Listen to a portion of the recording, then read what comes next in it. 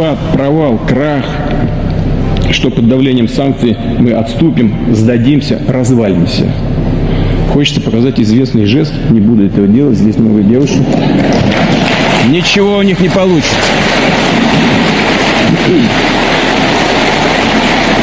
А наша экономика растет, в отличие от их экономик.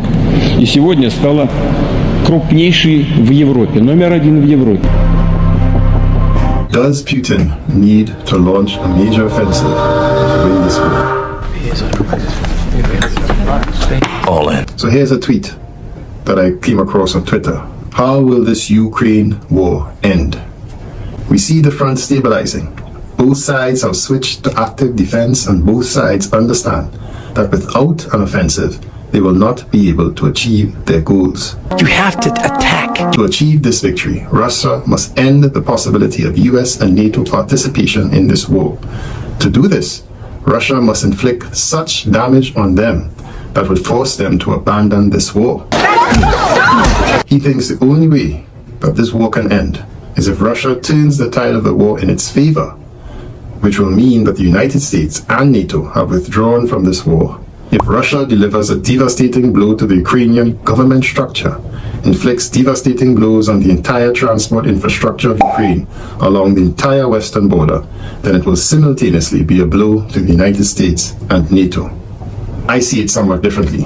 I don't think Russia has to do anything more than it is doing currently right now. Right now, Russia is sitting behind one of the most extensive defense lines built in the history of war that runs from Kherson all the way up to Belarus, and in Zaporizhia, there are 5 layers.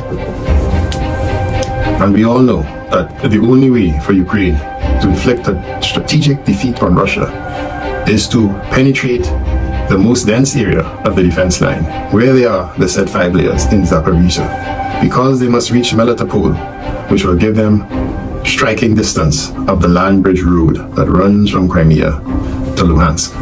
If Russia stays in a defensive position with limited attacks merely to straighten out or even out its defense line, so taking Avdiivka, taking back the bulge that the Ukrainians created in their summer counteroffensive, and perhaps taking the rest of Donetsk, the Russian army would have met all of Vladimir Putin's stated goals. They would have secured the safety of the people in the Donbass. As long as that land bridge is there, Ukraine cannot join NATO. And the only task is the demilitarization of the army, which I would say is well underway. We saw that recently the Ukrainian Procurator General came out in an interview published in the Eurasia Times saying that the Ukrainians have lost 500,000 killed. Я особисто вважаю, що вони при цьому мають назвати суму, кількість загиблих українців. Я знаю, як вони цього не хочуть. І я знаю, як це важко буде сприйняти. Але інакше вивести з зону комфорту мільйони тих, хто ховається за різними байками про те, що може служити хто завгодно, крім мене, неможливо. Треба чесно сказати, 500 тисяч, про яких зараз говорять, якщо поділити на місяці, це по 30 тисяч місяць. And that's just killed. We don't even know the amount wounded. So, as of December 1st, 2023, the total irrecoverable losses of Ukrainian armed formations amounted to 536,000 people. These include the disabled, the maimed, the unrecoverable, the missing, and the simply dead. 214,000 killed, 62,000 rotting and decomposing on the battlefields, either escaping somewhere or in captivity. That's not so important. But there's a variable component as well, which is the 864,000 who are lightly or moderately wounded. How many men do they have left? Well, we are not sure. But there was an article in a US think tank called jamestown.org, and it said that Ukraine's population is approximately only 20 million.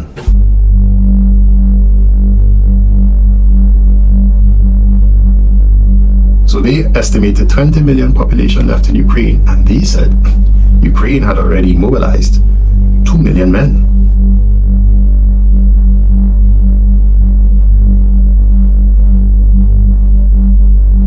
And the point of the article was to say that this represents 10% of its population.